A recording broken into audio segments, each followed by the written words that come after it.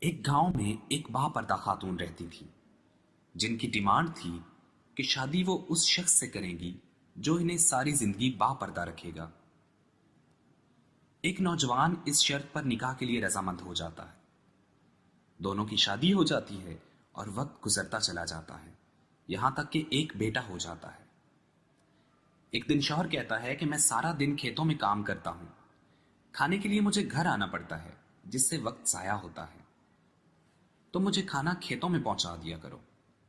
بیوی راضی ہو گئی۔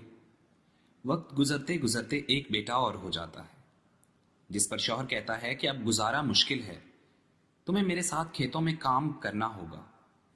یوں وہ باپردگی سے نیم پردے کی حالت تک پہنچ جاتی ہے اور تیسرے بیٹے کی پیدائش پر اس کا شوہر مکمل بے پردگی تک لے آتا ہے۔ وقت یوں ہی گزرتا چلا جاتا ہے یہاں تک کہ اولاد جوان ہو جاتی ہے۔ ایک دن یوں ہی بیٹھے بیٹھے شوہر ہنسنے لگا تو بیوی نے سبب پوچھا تو کہنے لگا کہ بڑا تو پردہ پردہ کرتی تھی، آخر کار تیرا پردہ ختم ہو گیا۔ کیا فرق پڑا پردے اور بے پردگی کا؟ زندگی تو اب بھی ویسے ہی گزر رہی ہے جیسے پہلے گزر رہی تھی۔ وہ بولتی ہے تم ساتھ والے کمرے میں چھپ جاؤ، میں تمہیں پردے اور بے پردگی میں فرق سمجھاتی ہوں۔ شوہر کمرے میں چھپ جاتا ہے۔ عورت اپنے بال بکھیر کر رونا شروع کر دیتی ہے۔ پہلے بڑا بیٹا آتا ہے اور رونے کا سبب پوچھتا ہے، کہتی ہے تیرے باپ نے مجھے مارا ہے۔ بڑا بیٹا ماں کو سمجھاتا ہے کہ اگر مارا ہے تو کوئی بات نہیں، وہ آپ سے محبت بھی تو کرتے ہیں اور آپ کا خیال بھی تو رکھتے ہیں۔ وہ عورت کو سمجھا بجھا کر چلا جاتا ہے۔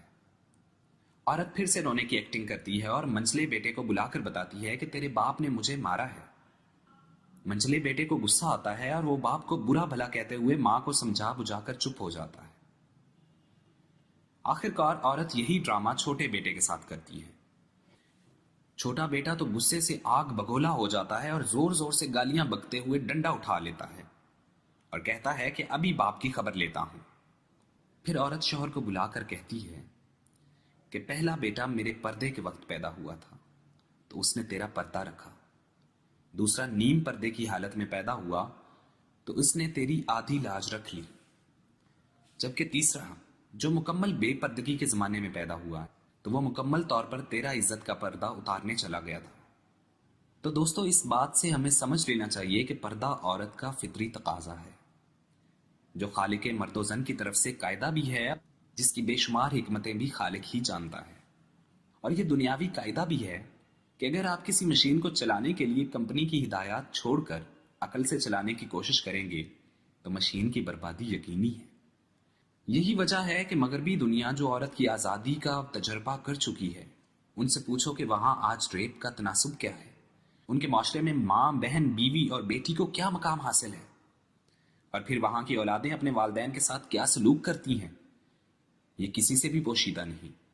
اور مشرقی معاشرے میں آج بھی ماں، بہن، بیوی اور بیٹی کو کیا مقام حاصل ہے، کیا ان کی عزت نہیں کی جاتی؟